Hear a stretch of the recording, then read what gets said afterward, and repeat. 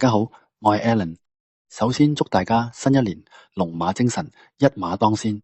今集應一應節，講下新年期間有咩支出係可以扣稅。要界定一項支出可唔可以扣稅，最核心嘅要點係嗰個支出可唔可以幫公司賺到應評稅利潤。以下舉一啲同新年有關可以扣稅嘅例子。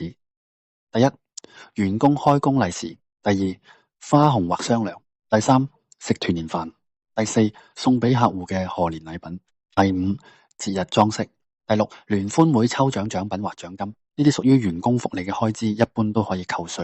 而員工收到呢啲獎勵，除咗花紅或雙糧之外，其他一般都唔需要交稅。有兩點要注意：第一，無論利是定係聯歡會獎金，金額要合理，唔可以過多。舉個例，如果利是嘅金額差唔多係員工一個月嘅人工，就可能過多，因為變相等於出雙糧。員工收到雙糧係要交薪俸稅。第二，保留簽收單，註明開支性質，例如員工聯歡會抽獎開支，或者員工開工利是，同埋係俾邊個員工。今集講到呢度，祝大家有個愉快嘅新年假期，下集見。